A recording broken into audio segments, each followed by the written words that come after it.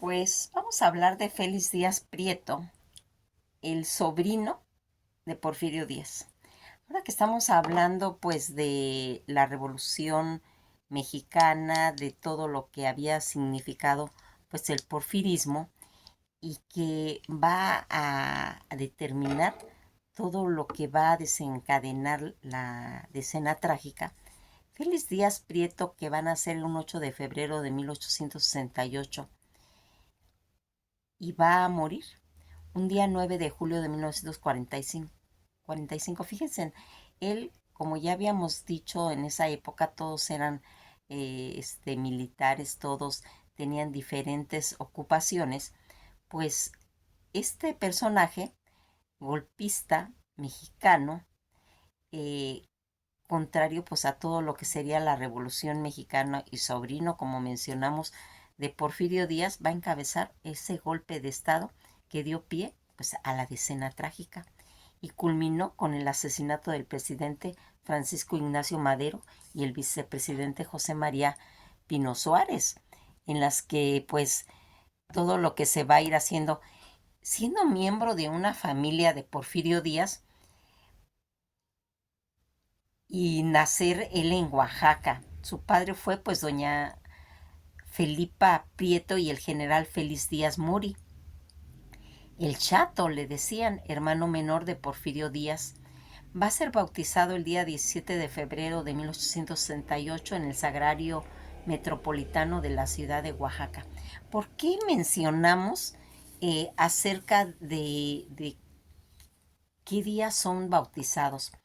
Porque todas estas biografías tienen que estar documentadas y los datos que se sacan son de los datos parroquiales en los que la documentación de si realmente existieron esos personajes están en la fe de bautizo.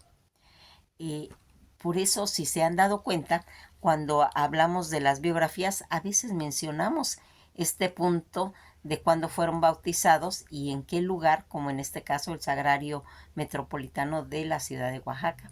Él va a estudiar en el Colegio Militar y va a pasar a servir al Estado Mayor Presidencial, donde está su tío, el general y presidente en esa época de México, don Porfirio Díaz, quien desde entonces lo promovió, lo protegió y fungió como diputado tanto de su estado y como candidato del gobierno local, derrocando pues en sus contiendas electorales. Va siendo designado, también fue cónsul de México en Chile. Va a regresar a México en 1904 y se le va a nombrar jefe de la policía de la Ciudad de México. Va a ocupar la gobernatura en Oaxaca por solo un mes y 2 días. Fue vencido electoralmente en 1911 por Benito Juárez Maza, hijo de Benito Juárez, presidente de México. En el ejército pues había ya él, se puede decir, logrado el grado general de brigadier, pero al iniciarse el gobierno de Francisco Ignacio Madero, solicitó pues su retiro porque pues ahí no iba a tener ninguna posibilidad. El día 16 de octubre de 1912 hay un levantamiento de armas en Veracruz contra el gobierno democrático de Francisco Ignacio Madero. Sin embargo, va a ser derrotado por el general Joaquín Beltrán, detenido y sentenciado a muerte por traicionar en una corte marcial. Mas, sin embargo, sus defensores alegaron que Díaz había renunciado al ejército, por lo que no se le podía aplicar la ley marcial, y así fue trasladado a la prisión de México. Enemigo irreconciliable de Francisco Ignacio Madero, se va a rebelar en la ciudad de Madero el día 9 de febrero de 1930 con el apoyo de la Escuela de Aspirantes y otras fuerzas golpistas. Liberaron a Félix Díaz y a Bernardo Reyes luego de que intentaron tomar pues el Palacio Nacional. Díaz estableció su cuartel general en la Ciudadela y al ser rechazado por el general Lauro Villar, 9 días más tarde, Félix Díaz firmó un pacto de la embajada junto con el general Victoriano Huerta, acordando en él que Félix Díaz nombraría a los integrantes, pero él no figuraría personalmente en el nuevo gabinete y que lanzaría su candidatura presidencial, lo que sería pues favorecida por Huerta. Durante todo este gobierno de Huerta, los compromisos no fueron pues acatados por Victoriano Huerta y a los pocos meses va a ir modificando el gabinete y maniobró para posponer o suspender la elección para acabar de sacarlo del juego políticamente. Huerta envió a Japón a una supuesta misión especial de regreso al país y sin haber llegado a Japón luego de haber residido en Europa y aún estando Victoriano Huerta en el poder, víctima de la hostilidad cada vez pues mayor, Díaz tuvo que huir a Cuba y a Estados Unidos. En octubre de 1913 fue encarcelado en Nueva Orleans en noviembre del 1913. Pasaría una condena de casi 3 años, pues se puede decir que todo estaba contrarreloj, porque el regreso a su país, que sería ya en 1916, a luchar contra Venustiano Carranza, en un primer momento fracasó en Oaxaca y en Chiapas.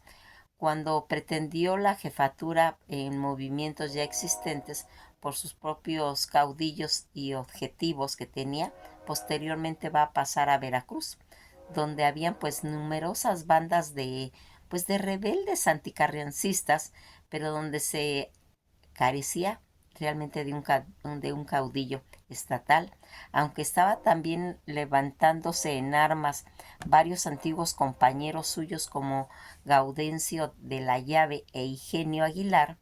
Fue así como Félix Díaz va a encabezar un movimiento contrarrevolucionario en 1917 a 1920. Su objetivo político estaba delineado en el Plan de la Tierra Colorada, aunque operaba con el pomposo título de Ejército Reorganización Nacional, y de hecho Felicitas no pasaron de hacer una típica guerra de guerrillas. Su fuerza pues realmente residía principalmente en sus dudosos prestigios nacionales e internacionales. La promulgación de la Constitución de 1917, que va a dar lugar a Félix Díaz, que pretendiera erigirse como un líder nacional de una lucha revolucionaria generalizada, pero fracasó. Y a pesar de muchos de sus hombres reconocieron el plan de Agua Prieta, Félix Díaz fue desterrado durante 21 años hasta 1941.